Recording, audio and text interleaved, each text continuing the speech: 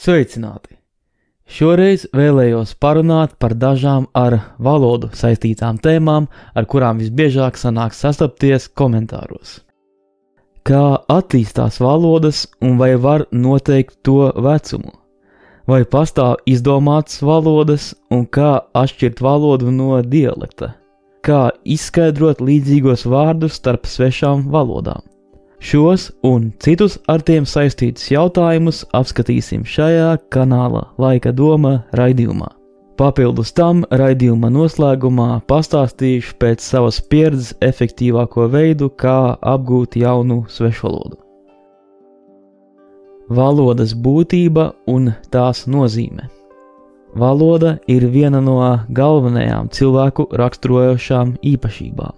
Tā sastāv ne tikai no vārdu krājuma, bet arī no gramatikas un fonētikas sistēmām, kas nosaka, kā vārdus un teikumus veido un kā tie tiek interpretēti. Lai gan arī dzīvnieki izmanto dažādus saziņas veidus, kā piemēram skaņas un ķermeņa valodu, tie tomēr neatbilst tam, ko mēs saprotam ar valodu, jo tiem trūkst gramatikas un sintaktiskas struktūras, kas ļautu veidot sarežģītas, abstraktas domas. Cilvēkam ir būtiski apgūt valodu agrā bērnībā. Tiek novērots, ka pēc 10 gadu vecuma valodas apguve kļūst ievērojami grūtāka. Šī iemesla dēļ bērni valodas apgūst daudz intuitīvāk un ātrāk nekā pieaugušie. Dažos gadījumos, ja bērns pirmo valodu neapgūst agrīnā bērnībā, vēlāk viņam var rasties nopietnas grūtības vispār apgūt kādu valodu. Tas norāda uz to, ka spēja apgūt valodu attīstās agrā bērnībā. Valoda ir kas tāds, kas nepaliek nemainīga uz vietas, bet gan attīstās. Vienīgās valodas, kas laika gaitā nemainās, ir mirušās valodas. Tās, kuras vairs neizmanto dzīvā saziņā. Piemēram, latīņu valoda vai senā eģiptiešu valoda. Lai gan arī tajā valodnieki reizēm mēdz pievienot jaunus vārdus. Aktīvi lietotās valodas vienmēr piedzīvo pārmaiņas, jo tās ietekmē runātāju vajadzības, kultūras un tehnoloģiskā attīstība. Kā valodas mainās? Visas valodas laika gaitā attīstās, taču to attīstības temps var atšķirties. Parasti valodas, kas ir izolētas un kurām ir mazāk kontakta ar citām valodām, mainās lēnāk. Savukārt valodas, kurām ir intensīva mījiedarbība ar citām kultūrām un valodām, mainās straujāk. Samērā nomaļā atrašanās vieta baltu tautām senatnē arī varētu būt viens no galvenajiem iemesliem, kāpēc baltu valodas ir tik arhaiskas, jeb laika gaitā mainījušās mazāk. Bieži var likties, ka valoda attīstoties kļūst vienkāršāka, gramatiskās formas sarūk un vārdi kļūst īsāki. Tomēr tas ir tikai šķietami, jo valoda nezaudē sarežģītību, bet parasti to pārstrukturē. Piemēram, dažās valodās laika gaitā ir zuduši locījumi, kāds ir noticis piemēram angļu valodā un franču valodā, bet tā vietā tajās ir parādījušies artikuli, vai precīzāki prievārdi. Citu valodu gadījumā var parādīties tādas lietas kā toņi. Valodas vecumu nav iespējams precīzi izmērīt, jo katra mūsdienu valoda ir tikai kādas senākas valodas turpinājums. Tomēr valodnieki var mēģināt noskaidrot, kura no mūsdienu valodām ir mazāk izmainījusies attiecībā pret tās senčiem.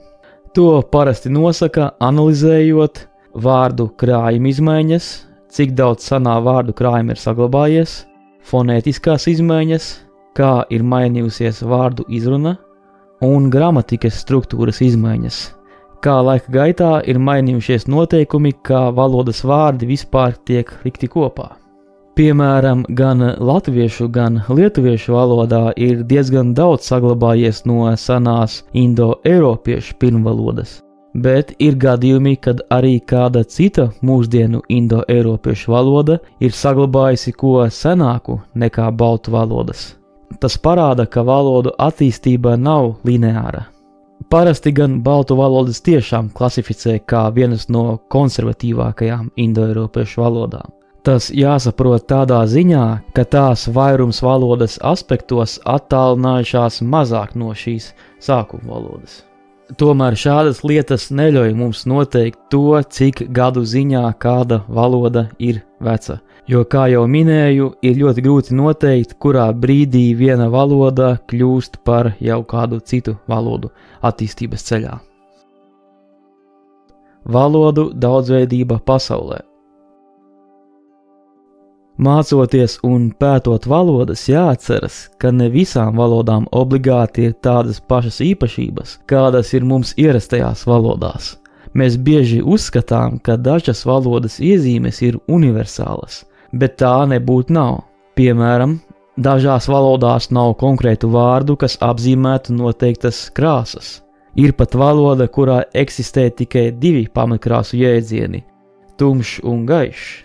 Dažās valodās darbības vārdiem nav nākotnes vai pagātnes formas, citās valodās nav tādu it kā pašsaprotamu vārdu kā jā vai lūdzu. Ir valodas ar ļoti mazu darbības vārdu kopumu un valodas ar 10 locījumu sistēmu. Dažās valodās ir tikai viens gramatiskās dzimtes veids vai vispār nav dzimtes kategorijas, kamēr citās valodās ir 2 vai vairākas gramatiskās dzimtes. Lai gan šīs atšķirības šķiet būtiskas, tas nenozīmē, ka cilvēki, kuru valodās trūkst kāda mums ierastā valodas pazīme, nespēj uztvert lietas kā mēs. Valodas struktūra un pasaules uztvere nav viennozīmīgi saistītas, jo dažādas valodas piedāvā dažādus veidus, kā izteikt vienu un to pašu jēdzienu. Piemēram, kādas krāsas nosaukuma neesamība valodā vēl nenozīmē, ka šie cilvēki nespēja atšķirt šo krāsu. Darbības vārda nākotnes formas neesamība nenozīmē, ka šīs valodas cilvēkiem ir grūtāk plānot lietas uz nākotni.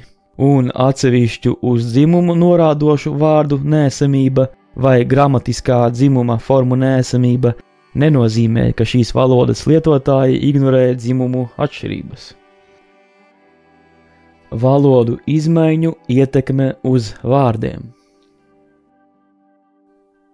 Pat ja kāds vārds eksistē lielākajā daļā pasaules valodu, tas vēl nenozīmē, ka šāds vārds valodā ir norma. Piemēram, tik šķietami pašsaprotams vārds kā jā nemaz neeksistēja latīņu valodā, un ļoti iespējams, ka arī latviešu valodā tāda agrāk nemaz nebija. Tā vietā tika izmantoti tādi vārdi kā tā vai arī apstiprinošs darbības vārds.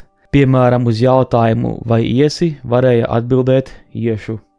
Cits piemērs ir pieklājības frāze lūdzu, kas arī liekas pavisam pašsaprotams vārds, bet līdz pat šai dienai tāds nemaz neeksistē zviedru valodā. Valodas mainās līdz ar cilvēku migrāciju, tehnoloģiju attīstību un sociālajiem modeļiem. Daudzi vārdi, kas šodien šķiet pašsaprotami, pirms dažiem simtiem vai tūkstošiem gadu nemaz nepastāvēja, jo nemaz nebija nepieciešamība pēc tiem. Tāpat daudzi senie vārdi ir arī izzuduši, jo zuda vajadzība pēc to lietošanas. Dažreiz vārds nevis izzūd, bet maina nozīmi. Mūsdienās tas var nozīmēt kaut ko pilnīgi savādāku nekā senāk, vai pat nest pilnīgi pretēju nozīmi. Mutvārdu un rakstu valodas atšķirības. Ir svarīgi atšķirt 2 valodas formas – mutvārdu valodu un rakstu valodu. Lai gan mutvārdu valoda eksistē jau 10 000 gadu un ir cilvēces dabiskā komunikācijas forma, rakstu valoda ir salīdzinoši jauna parādība. Vecākās zināmās rakstu valodas ir aptuveni 5000 gadu vecas. Bet daudzām valodām to rakstiskā forma ir parādījusies tikai pirms dažiem simtiem gadu vai pat vēl nesenāk. Rakstu valodu var uzskatīt par standartizētu mutvārdu valodas versiju, kas ir pielāgota ilgstošai saglabāšanai un skaidrai komunikācijai dažādos kontekstos. Parasti viena valoda sastāv no vairākiem dialektiem, bet rakstu valodā tiek izvēlēts viens no tiem kā standarts, papildinot to ar noteiktām gramatiskām normām un vārdu kopumiem, kas sastopami citos dialektos. Līdz ar to rakstu valoda veicina valodas vienotību un veido formālās saziņas pamatu.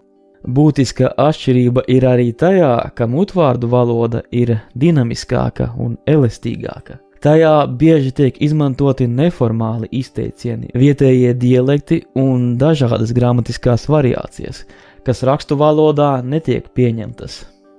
Rakstu valoda savukārt tiecas būt stabilāka un precīzāka, jo tā tiek lietota oficiālajā komunikācijā, literatūrā un izglītībā. Jaunvārdu veidošanās latviešu valodā. Daudzi vārdi, bez kuriem mūsdienās latviešu valodu nevar iedomāties, agrāk nepastāvēja. Jaunvārdus parasti veido konkrēti cilvēki, un to ieviešana ikdienas valodā parasti notiek caur literatūru, presi vai izglītību. Jaunvārdu radīšana var notikt dažādos veidos. Esoša vārda pārveidošana pievienojot tam jaunu galotni vai sakni, divu vārdu apvienošana jaunā vārdā, aizgūtu vārdu pielāgošana latviešu valodas sistēmai, tieša tulkošana no citām valodām un pilnīgi jaunu vārdu radīšana, kam nav līdzības ar kādu citu svešvalodu vai pašas valodas vārdu. Pirmās zināmās jaunu vārdu darināšanas iniciatīvas latviešu valodā meklējamas 16. un 17. gadsimtā, kad tika tulkota baznīcas literatūra. Tā latviešu valodā parādījās tādi vārdi kā ārīgs, dabīgs, garīgs, laicīgs, mūžīgs, pasaulīgs, lēnprātīgs un citi, kas bieži bija tieši tulkojumi no vācu valodas. 18. gadsimtā vācbaltiešu teologs un rakstnieks Gothards Friedrichs Stenders, jeb Vecais Stenders, veicināja gan laicīgas latviešu literatūras izveidi, gan jaunvārdu darināšanu. No viņa veidotajiem jaunvārdiem var minēt tādus vārdus kā bauda, griba, oža, kas tika atvasināti no jau esošiem latviešu valodas vārdiem. Lielākais jaunvārdu vilnis latviešu valodā sākās 19. gadsimta nacionālās atmodas laikā.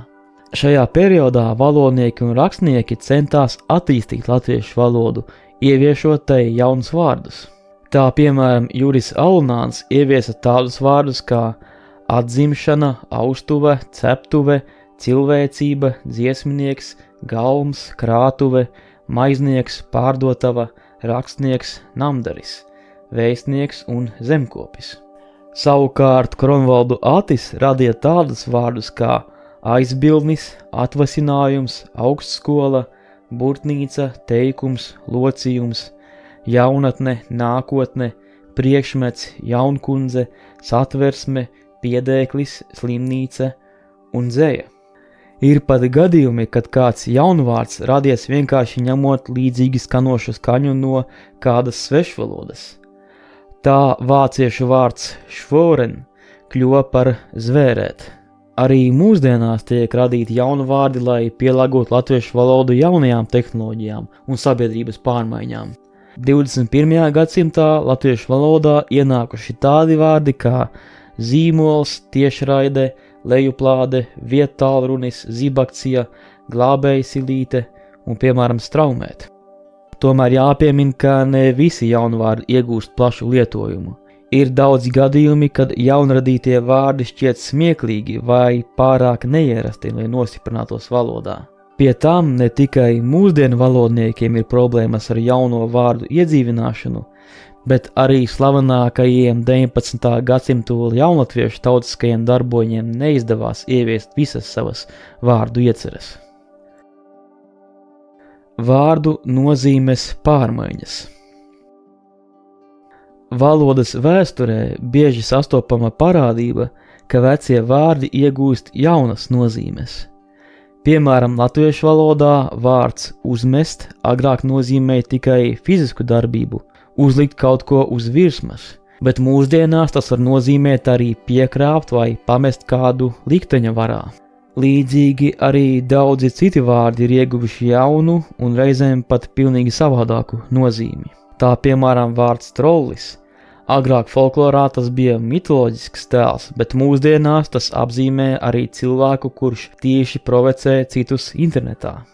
Vārds pauti tradicionāli bija pavisam ierasts vārds putnu olām, bet mūsdienās ir kļuvis vairāk kā sarunvalodas sinonīms vīriešu dzimumu orgāniem.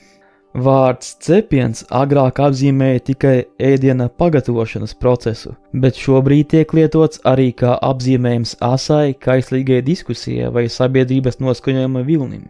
Tā arī pagātnē, piemēram, vārds pagas senāk vietām Latvijā tika lietots kā sinonīms vārdam valsts. Savukārt vēstule agrāk tika saukta par grāmatu, bet vēsture vienkārši par stāstu. Valodas attīstība ir nepārtraukts process, un jaunu vārdu radīšana, kā arī veco vārdu nozīmju maiņa, ir neatņemama šī procesa sastāvdaļa. Vārdi, kas šķiet dīvaini šodien, pēc dažām paudzēm var kļūt par valodas normu, tāpat kā vārdi, kas pirms 100 gadiem šķita sveši, tagad ir pašsaprotami. Kā rodas jaunas valodas? Varētu rasties jautājums, kā vispār rodas jaunas valodas? Parasti tas notiek, kad kādas vienas valodas vai cieši saistītu dialektu runātāji ģeogrāfiski nošķiras un pārtrauc regulāri sazināties savā starpā. Šāda nošķiršana var būt saistīta ar ģeogrāfiskajiem apstākļiem, kalniem, upēm, jūrām, migrāciju, politiskiem faktoriem vai kultūras atšķirībām. Laika gaitā valodas attīstās neatkarīgi dažādās kopienās, veidojot atšķirīgus gramatikas modeļus, izrunas īpatnības un vārdu krājumu. Tādējādi no vienas valodas ar laiku var veidoties divas vai pat vairākas atšķirīgas valodas. Labs piemērs šim procesam ir romāņu valodu grupas attīstība. Franču, spāņu, itāļu, portugāļu un rumāņu valodas visas cēlušās no latīņu valodas. Šīs valodas sāka attīstīties pēc Romas impērijas sabrukuma vai pat jau agrāk, kad dažādās impērijas provincēs runātāji izolējās viens no otra. Sākotnēji tie bija tikai reģionāli latīņu valodas dialekti, bet ar laiku to atšķirība kļuva tik ievērojama, ka tās vairs nebija savstarpēji saprotamas vai vismaz grūti saprotamas. Arī mūsdienās starp tām vēl pastāv daudzas līdzības, bet tās jau tiek uzskatītas par atsevišķām valodām. Eksistē arī situācijas, kad ļoti līdzīgas runas formas oficiāli tiek uzskatītas par atsevišķām valodām, lai gan to runātāji var savstarpēji sazināties, pat īpaši nemācoties otra valodu. Tā, piemēram, skandināvu valodas zviedru, norvēģu un dāņu ir tik cieši saistītas, ka to runātāji parasti var saprasties pat nemācoties otra dialektu vai valodu. Tā, piemēram, arī dienvidslāvu valodu gadījumā serbu, horvātu un bosniešu valodas lielākoties ir savstarpēji saprotamas, bet politisku un vēsturisku iemeslu dēļ tās mūsdienās tiek uzskatīts par atsevišķām valodām. Pastāv arī pretēji gadījumi, kad viena valoda oficiāli tiek uzskatīta par vienotu, bet tās dialekti ir tik atšķirīgi, ka runātājiem ir grūti saprasties. Tā, piemēram, dažādi arābu valodas paveidi ievērojami atšķiras cits no cita, un nereti dažādu arābu valodu runātāji izmanto klasisko arābu valodu, lai spētu sazināties. Līdzīga situācija ir arī ķīniešu valodā, kur mandarīnu un kantoniešu ķīniešu valodas paveidi ir tik dažādi, ka tie faktiski varētu tikt uzskatīti par atsevišķām valodām, vismaz tik atšķirīgām, kā ir piemēram itāļu un franču valoda, taču politisku un kultūras iemeslu dēļ tās tiek klasificētas kā viena valoda. Tāpēc robeža starp to, kas tiek uzskatīts par atsevišķu valodu un kas par dialektu, bieži vien ir neskaidra un nereti tiek noteikta politisku, nevis lingvistisku apsvērumu dēļ. Kā atšķirt valodu no dialekta? Jautājums par to, kas ir valoda un kas ir dialekts, bieži izraisa strīdus. Nevienmēr ir viegli noteikt skaidru robežu starp šiem jēdzieniem. Viena no populārākajām definīcijām ir, ka valodas ir savstarpēji nesaprotamas, bet dialekti ir valodas paveidi, kuru runātāji var saprasties bez īpašas apmācības. Tomēr šī definīcija nevienmēr ir precīza. Kā jau noskaidrojām, pastāv valodas, kuras lingvistiski būtu uzskatāmas par dialektiem, bet politisku vai vēsturisku iemeslu dēļ tiek uzskatītas par atsevišķām valodām. Un otrādāk ir valodas, kuras tiek oficiāli sauktas par dialektiem vai pat par vienu valodu, bet savstarpēji ir grūti saprotamas vai pat nesaprotamas. Vēl viens kritērijs ir tas, ka valodai parasti ir standartizēta rakstu forma, kuru cenšas ievērot arī ikdienas runā. Savukārt dialektiem šādas vienotas rakstu formas parasti nav. Tomēr arī šis kritērijs nevienmēr atbilst patiesībai, jo noteiktos gadījumos tam, ko daži sauc par dialektu, ir izstrādāta savu rakstu tradīcija. Pastāv teiciens, valoda ir dialekts ar savu armiju. Tas nozīmē, ka valodas status bieži ir atkarīgs no politiskiem apsvērumiem. Ja kāds valodas paveids vienā valstī tiek noteikts kā standarta valoda, tad pārējie tās paveidi tiek uzskatīti par dialektiem.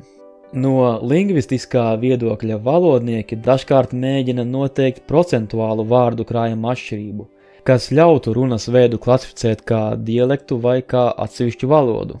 Piemēram, var noteikt, ka ja divu valodu vārdu krājuma atšķirība pārsniedz 5 vai 10 vai jebkuru citu procentu, tad tās tiek uzskatīts par atsevišķām valodām.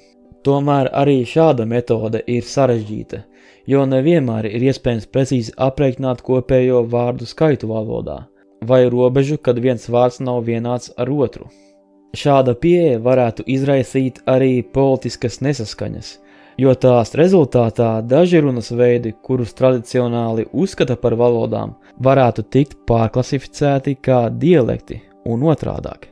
Tāpēc valodu un dialektu klasifikācija vienmēr ir valodu zinātnes un politikas miedarbības jautājums. Vai pastāv izdomātas valodas?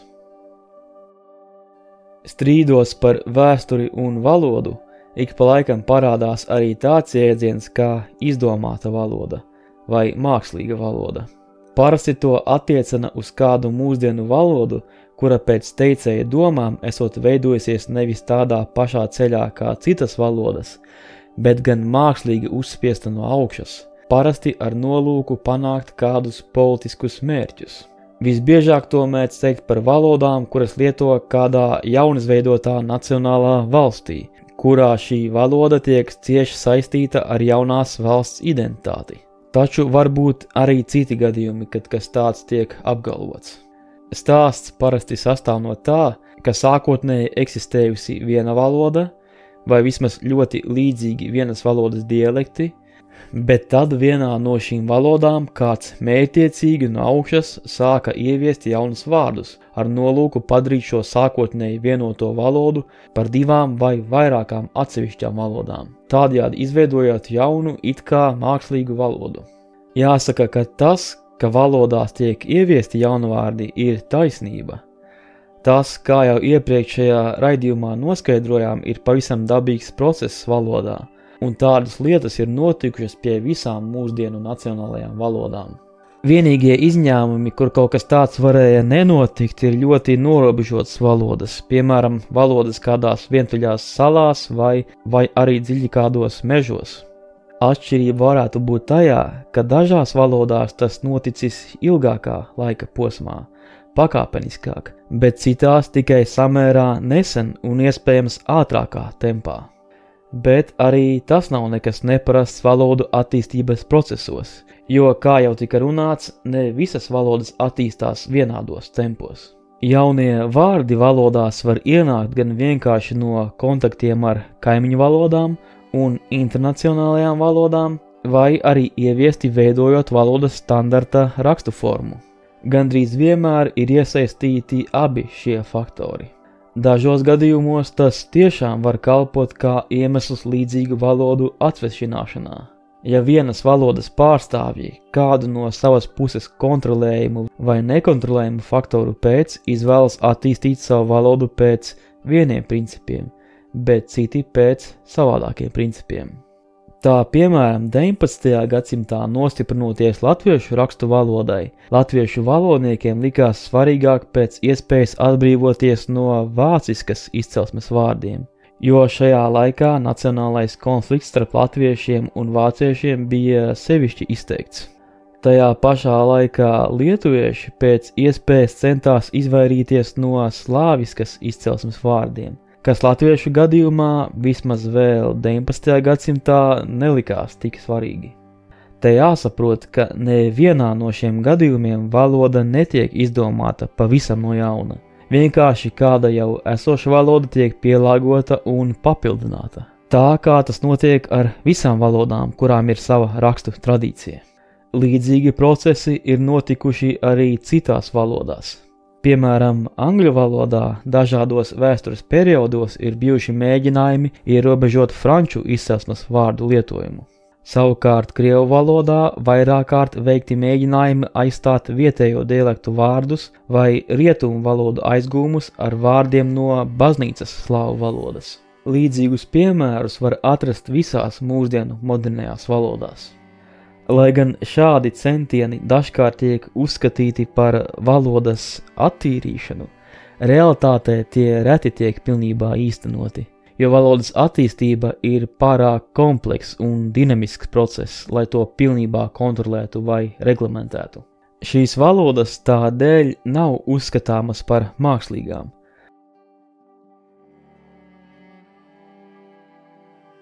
Tomēr pasaulē eksistē vairākas valodas, kuras tiešām ir tikai dažu vai pat tikai viena cilvēka izdomātas, un tiešām varētu tikt sauktas par mākslīgām valodām. Vispopulārākā no tām ir Esperanto. Tā ir valoda, kuru 19. gadsimta otrajā pusē sāka veidot Ludvigs Zāmenhofs, ar nolūku izveidot internacionālu valodu, kuru visiem būtu vieglāk iemācīties un lietot starptautiskajā saziņā. Šai valodai ir vienkārši gramatiskie noteikumi, un tās vārdu krājums ir lielākoties atvasināts no latīņu izcelsmes valodām – franču, itāļu, spāņu. Bet ir savas iezīmes, kas pārņemtas arī no angļu, vācu, poļu un krievu valodām. Mūsdienās tiek uzskatīts, ka Esperanto prot aptuveni 2 miljoni cilvēki. Un ir pat gadījumi, kad vecāki šo valodu ir iemācījuši saviem bērniem kā pirmo valodu. Tomēr, lai gan Esperanto ir viena no veiksmīgākajām mākslīgajām valodām, tai tā arī nav izdevies kļūt par globālu saziņas līdzekli, kā tas sākotnēji bija iecerēts. Tas parāda to, ka mākslīgas valodas nemaz nav tik vienkārši iedzīvināt. Kur nu vēl veselai tautai pilnīgi likt mainīt savu valodu? Papildus Esperanto ir bijuši arī citi mēģinājumi izveidot mākslīgas valodas. Piemēram, Volapuk, kas ir viena no pirmajām mākslīgajām valodām, kas tika radīta arī 19. gadsimta beigās, taču tā ātri zaudēja popularitāti. Vēl pastāv tādas lietas kā klingonu valoda, kas ir izgudrota Star Trek seriāliem, un elfu valodā no Tolkiena darbiem, kuras ir izdomātas valodas, kas kalpo literāriem un izklaides nolūkiem, un ir cilvēki, kas apgūst arī šādas valodas. Lai gan lielākā daļa mākslīgo valodu nekad nekļūst par plaši lietotiem saziņas līdzekļiem, tās tomēr dod vērtīgu ieskatu valodu struktūrā un lingvistikas principos, kā arī kalpo kā interesanti eksperimenti cilvēku komunikācijas iespējās. Vārdu līdzības dažādās valodās. Noskaidrojām, ka valodas savā starpā ir saistītas, un viena no otras ir aizņēmušās daudz vārdus. Tomēr šādu gadījumu var nebūt arī tik daudz, kā varētu likties. Piemēram, ne visi vārdi, kas atšķirīgās valodās skan līdzīgi, patiešām ir savā starpā saistīti. Ir 3 galvenie veidi, kā vārdi dažādās valodās var būt ar līdzīgu skaņu. Pirmais – radniecība. Tas ir gadījumos, kad vārdi ir cēlušies no kopīga pirmavota, piemēram, indo-eiropiešu pirmvalodas. Otrais gadījums ir aizgūms. Tas ir gadījumos, kad vārds ir tiešām ienācis no citas valodas, kas var notikt gan nesen, gan jau pirms vairākiem simtiem gadu vai pat 1000 gadu. Un vēl eksistē arī tādas neatkarīgas sakritības. Tas ir gadījumos, kad līdzība starp vārdiem ir nejauša un nepamatojas uz reāliem vārdu aizgūmiem. Jāņem vērā, ka katrā valodā ir ierobežots skaņu skaits, un ne visas iespējamās skaņu kombinācijas ir dabiskas. Tā kā valodās var būt simtiem tūkstošu vārdu, nav pārsteigums, ka dažkārt divi nesaistīti vārdi dažādās valodās var skanēt līdzīgi. Lai noteiktu to, vai vārdi reāli ir līdzīgi, nepietiek tikai ar līdzīgu skanēšanu. Ir reāli jāveic šo vārdu lingvistiskā analīze, un ja tāda saglabājusies, tad jāpēta šo vārdu vēsturiskā attīstība. Jāatceras, ka pat nelielas fonētiskās atšķirības var būt nozīmīgas. Piemēram, latviešu valodā vien tāda lieta kā patskaņa garums var pilnībā mainīt vārda nozīmi. Tātad, salīdzinot valodu vārdu krājumus, jāņem vērā arī vēsturiskās skaņu maiņas. Piemēram, latviešu un lietuviešu valodu attīstības gaitā g skaņa latviešu valodā pārtapusi par dz, lietuviešu k latviešiem palicis par c, bet lietuviešu an latviešiem palicis par o, kā arī, piemēram, lietuviešu in latviešiem palicis par i. Tādējādi lietuviešu valodas vārds angis latviešu valodā kļūst par odze. Pirmajā brīdī liekas, ka šiem vārdiem nesakrīt neviens burts, un tā tas arī ir, bet zinot vēsturiskās skaņu maiņas, mēs tomēr redzam, ka šie vārdi ir tiešākā veidā saistīti. Un arī tieši pretēji līdzības starp vārdiem var būt maldinošas. Piemēram, angļu vārds woman izklausās līdzīgi senjapāņu valodas vārdam vomina, kas abos gadījumos nozīmē sieviete. Tomēr nekādu tiešu saikņu starp šiem vārdiem nav. Līdzīgs piemērs ir krievu valodā ar vārdu stranna, un arī itāļu valodā ir līdzīgs vārds stranno. Abi nozīmē dīvains, taču tie ir neatkarīgi attīstījušies, ko var viegli pamanīt, ja pēta senākas šo valodu versijas. Tā kā šeit mēs redzam, ka ar līdzīgu skanējumu mūsdienās vien nepietiek, lai pateiktu, ka šie vārdi ir ar vienu izcelsmi vai kā savādāk savā starpā saistīti. Vienmēr ir jāveic dziļāka valodnieciskā analīze. Kā es apgūstu valodas? Es sevi neuzskatu par poliglotu, jo neskaitot dzimto valodu varu sazināties vēl tikai 3 valodās – angļu, krievu un lietuviešu. Taču sapratnes līmenī, lasot un skatoties kādu materiālu, varu lielākoties saprast arī poliski, vāciski, franciski un norvēģiski. Pat ja reāli nerunāju šajās valodās, tā ka paturu tās tikai sapratnes līmenī. Tas man labi palīdz ievākt informāciju no dažādiem neatkarīgiem avotiem. Visas šīs valodas, neskaitot angļu, esmu apguvis galvenokārt pašmācības ceļā. Tādēļ nolēmu pastāstīt metodi, kādā to darīju. 1. Pamata vārdu krājuma izveidošana. Jebkurā gadījumā pirmais solis ir vārdu krājuma pamatu apgūšana. Lielāks progress nebūs iespējams, kamēr nebūs apgūti vismaz 2000, bet dažos gadījumos pat 3000 apgūstamajā valodā biežāk lietotie vārdi. Pēc šīs sliekšņa sasniegšanas iespējams pāriet uz nākamo līmeni un sākt valodas aktīvu lietošanu. Lai efektīvi apgūtu vārdu krājumu, es izmantoju tā saucamo spaced repetition, kas tulkojumā būtu intervālās atkārtošanas metode. Tā sevī iekļauj pakāpenisku vārdu apguvi, atkārtojot tos pēc noteikta laika. Piemēram, pirmo reizi vārdu atkārtojot pēc 4 stundām, pēc tam pēc 1 dienas, tad pēc 4 dienām un pēc tam pēc nedēļas un vēl ilgāk. Ja vārdu neatceras pareizi, atkārtošanas cikls sākas no jauna. Mūsdienās ir dažādas mobilās lietotnes, kas palīdz apgūt vārdu krājumu šādā veidā. Manuprāt, visērtākā ir aplikācija Memrise. Un Memrise man nav maksājis par viņu pieminēšanu, es vienkārši stāstu, kas man pašam personīgi ir nostrādājis labāk. Atsevišķas funkcijas šajā lietotnē ir par maksu, bet valodas apguvi joprojām itin ērti var veikt arī bezmaksas versijā. Alternatīva ir piemēram tāda lietotne kā Anki, kas ir pilnībā bezmaksas programma. Tā balstās uz lietotāja veidotu saturu. Vārdu apgūšanas fāzē labi palīdz asociāciju veidošana ar kādu citu valodas vārdu, kuru jau zini. Šiem vārdiem nav obligāti jābūt ar līdzīgu nozīmi, pietiek, ka tie tikai skan līdzīgi. Šāda vārda saistīšana ar apgūstamo vārdu parasti palīdz ar tā atcerēšanos. Un tas nozīmē, ka būtībā jo vairāk valodas tu māki, jo lielāka iespēja veidot šādas dažādas asociācijas un tādējādi atcerēties arī jaunas valodas vārdus.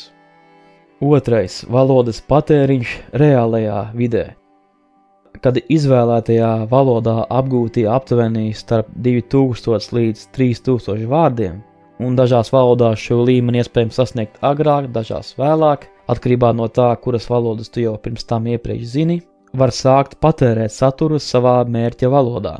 Šim nolūkam izvēlos saturu, kas man pašam patīk un ko jau esmu skatījies vai lasījis valodā, kuru labi saprotu. Piemēram, grāmatas, kas jau ir pazīstamas, TV seriāli vai filmas, kuru sižetus jau zinu, vai vienkārši kāds saturs YouTube vai kādos podkastos internetā. Lai arī sākumā ar 2000 līdz 3000 vārdu zināšanām nepietiek, lai saprastu visu tekstu, šis apjoms parasti ir pietiekams, lai uztvertu galveno domu. Turklāt pazīstama satura patēriņš palīdz pašam noteikt nesaprotamu vārdu nozīmi, skatoties jau pēc pazīstamā konteksta. Tātad tas darbojas gadījumos, pat ja šie vārdi netiek uzreiz tulkoti. Tas ļauj vārdus apgūt pasīvi, vienlaikus baudot iecienīto saturu. Piemēram, man patīk klausīties Harija Potera grāmatas dažādās valodās, jo to sižetu jau labi pārzinu. Ja lietotais materiāls tev tiešām patīk, tas tiešām ievērojami atvieglo tā apguvi. Trešais – praktiska valodas lietošana. Gadījumā, ja tomēr vēlēsies sasniegt augstāku līmeni ne tikai saprašanas līmenī, tad būtiski ir sākt sarunāties mērķa valodā. Sākumā tas var būt grūti un kļūdas būs neizbēgamas, taču vienīgais veids, kā iemācīties runāt, ir runāt. Jo vairāk valoda tiek izmantota praksē, jo ātrāk tā kļūs par daļu no ikdienas domāšanas procesa. Tas arī šoreiz būtu viss par valodas tēmu. Ceru, ka devu iespēju uzzināt ko jaunu un interesantu. Lūdzu, atstāj komentāros savu viedokli par valodu veidošanos un attīstību. Pēc iespējas centīšos atbildēt uz radušajiem jautājumiem. Ja patika šis video, tad iesaku abonēt šo kanālu, uzspiest patīk un padalīties ar to tālāk. Paldies par uzmanību! Līdz nākamajai reizei!